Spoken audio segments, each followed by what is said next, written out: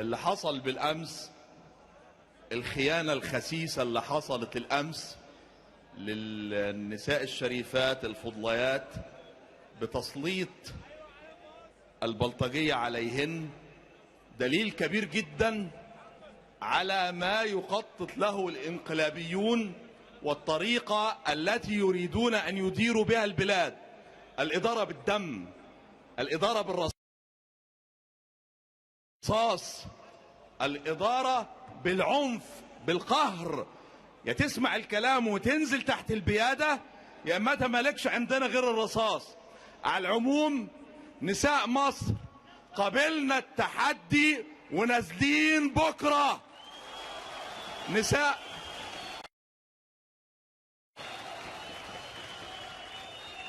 الانقلاب ما يقدرش يكسر إرادة النساء الضعيفات.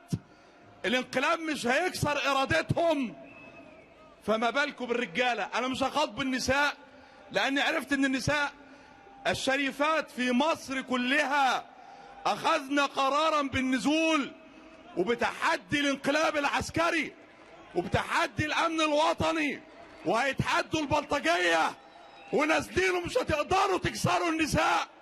فما بالكم بالرجال. أنا بخاطب الرجال اللي لسه قاعدين في البيوت. مستني ايه لما البلطجية يدخلوا عليك بيتك ويغتصبوا مراتك؟ مستني ايه لما تتضرب بالجزم وبالبيادة؟ مستني ايه؟ مفيش عذر الواحد ان يقعد في بيته بعد النهاردة وبعد اللي حصل امبارح. كل الرجالة نازلين، كل الرجالة نازلين، كل الرجالة نازلين، والانقلاب بدباباته مش هيقدر يكسر ارادتنا. اي نعم، ممكن يحطمنا بالجنازير، ممكن يقتلنا بالرصاص، ممكن يسحق اجسادنا، لكن الاراده ان شاء الله لن تسحق. كلنا ثقه مش في انفسنا لكن ثقه في الله سبحانه وتعالى. ربنا سبحانه وتعالى مش هيخذل هذا الجمع. كل اهل الدين في مصر اتحدوا على كلمه واحده، كل الشرفاء في مصر اتحدوا على كلمه واحده. لم يشذ عنا إلا قلة من المنافقين. وأنا مش عايزكم تزعلوا. يقول لك بعض قيادات حزب النور زي بعضه.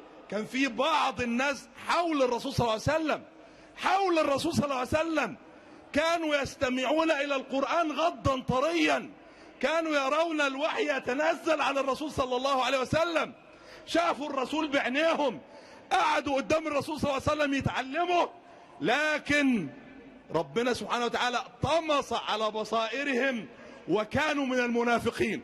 فما تزعلوش إن كان في 4 أو 5 أسماء كنا نرجو لهم الخير، لكنهم ارتكسوا في النفاق وشغالين لي دلوقتي في الفتاوى الكاذبة. هو فين قيادات حزب النور اللي كانت لسانها سليط على الدكتور مرسي؟ كانوا بيتكلموا على الأخوانة. طب ما تكلمونا على علمنة. كانوا بيتكلموا عن بعض مظالم.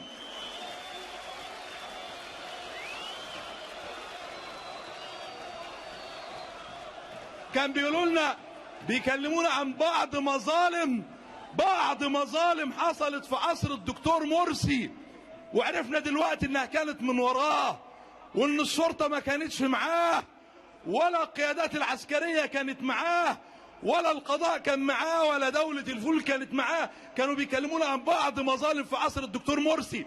ما فيش راجل في حزب النور يكلمنا عن مقتل 100 عند الحرس. ما فيش راجل في قيادات حزب النور يغضب للنساء.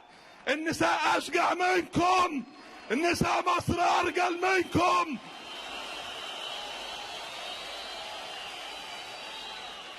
ما تزعلوش ان في منافقين، ما تزعلوش ان في منافقين.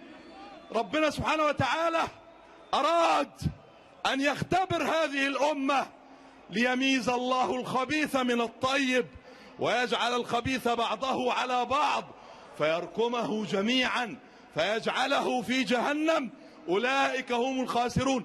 كلامنا مش مع المنافقين، كلامنا مع عامة المسلمين الطيبين ذوي القلوب والفطر السليمة. بنقول لهم العسكر ما ينفعوش يحكموا. اوعى حد يضحك عليك ويقول لك البلد دي اصلا هيصلحها العسكر. لا، ادي بدايه حكم العسكر. مجزره الحرس الى الان ما فيش واحد في القيادات العسكريه طلع وقال الله يرحمهم. ما فيش حد طلع يعتذر عن اللي حصل. ما فيش حد طلع قال معلش سامح. لا لا، هو بيعتبروا العقيده العسكريه في الحكم او العقيده العسكريه في التعامل هي حاجه واحده: يا معايا يا عدوي. هو العسكر هذه تربيته. لذا العسكر مكانهم على الحدود في الثغور امام العدو، لانه لا يعرف الا هذا التعامل. اما ان انت جندي في قواتي او انت جندي في قوات عدوي، وعدوي ليس له عندي كعسكري الا ضرب النار والقتل. هذه عقيده العسكر. لذا لا يصلح العسكر في السياسه مطلقا. هذه تربيتهم وهذه تنشئتهم، ان هو يقتل عدوه، ما عندوش غير هذا الامر. يرى البلطجيه تؤجرهم امن الدوله لقتل المتظاهرات ولا يحرك ساكنا. اصل ما دام هم مش موافقين على الانقلاب يبقوا اعداء، والاعداء ما لهمش عندنا غير الرصاص.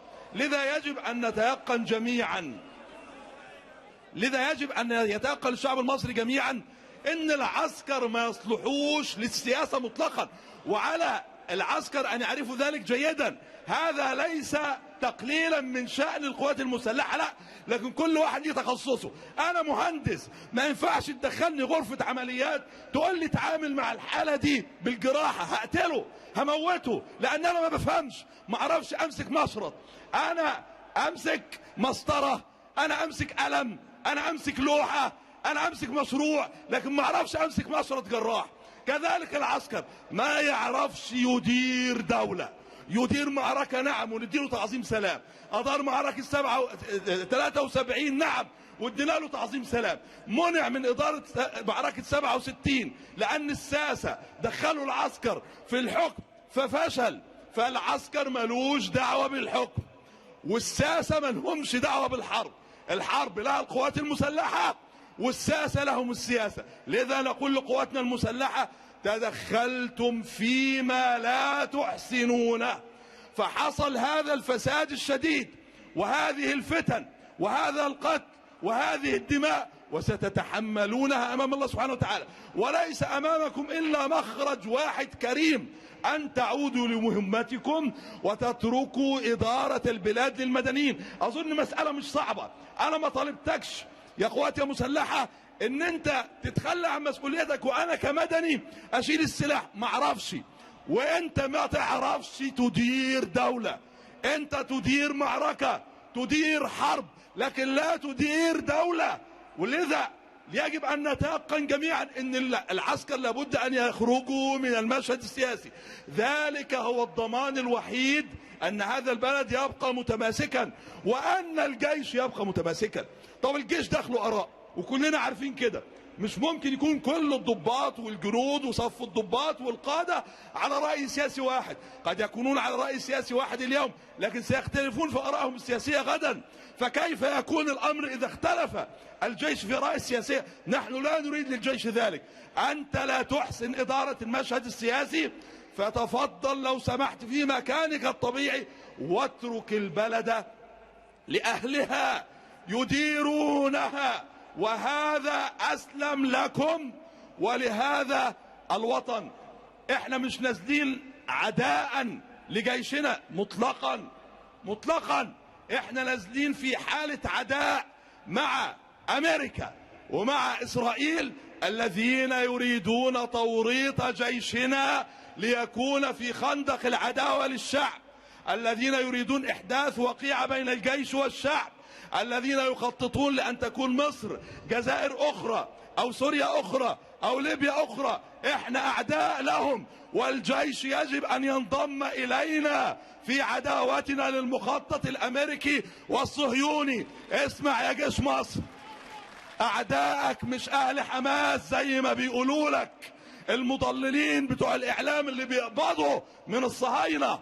أعدائك مش الثوار السوريين، أعدائك مش الملايين المحتشدين في الميادين.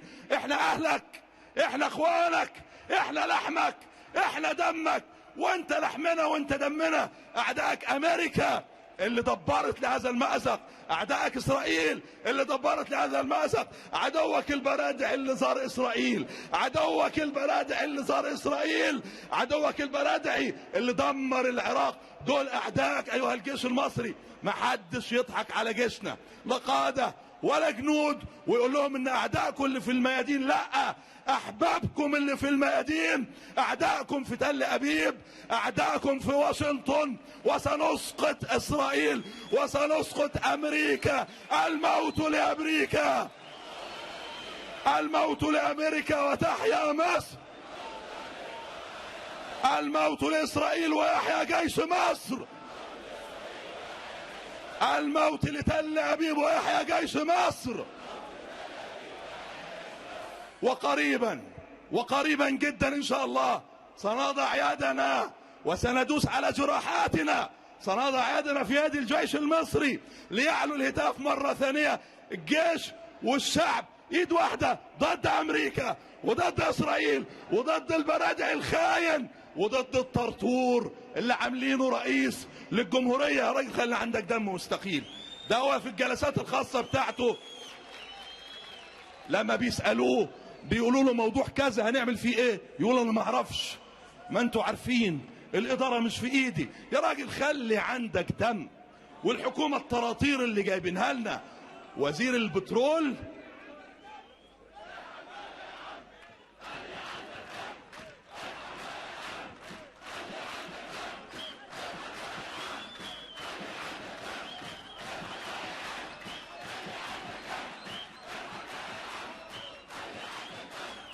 وحكومة الطراطير التانية اللي جايبينها. وزير البترول محافظ على منصبه، وزير الكهرباء حافظوا له على منصبه مكافأة، لأن هم دول اللي كانوا منضمين للمؤامرة. وزير الداخلية طبعا، المؤامرة بتاع قطع النور والمؤامرة بتاعت قطع السولر والبنزين. يبقى كانت الأزمات خلال 2.5 مخططة، يبقى البلد دي كان بيتلعب بيها. اللي بيحكموا دلوقتي هم اللي لعبوا بمصر 2.5 فوق. يا شعب ينفع واحد يتلاعب بالمصريين 2.5 أزمات وانفلات أمني وبلطجة وطرف ثالث وأزمة سولر وأزمة بنزين وأزمة كهرباء، وكل الأزمات دي تطلع كلها لعبة ومخطط عشان بعد 2.5 تعود الدولة العميقة ويعود الفلول ويعود حكم العسكر اللي عمل المؤامرة دي على مصر 2.5 وتلاعب ب90 مليون مصري 2.5. هل يصلح ان احنا نسلمه حكم البلد؟ هل هو يؤتمن على هذا البلد؟ حرام عليكم بقى، حرام على الناس اللي لسه قاعدة في بيوتها. مستني ايه؟ كلنا هننزل ان شاء الله هنقول لمين؟ اسمع يا توادرس، اسمع يا سيسي، مرسل عياط هو رئيسي. اسمع يا توادرس، اسمع يا سيسي، مرسل عياط هو رئيسي. اسمع يا توادرس، اسمع يا سيسي، مرسل عياط هو رئيسي. السلام عليكم.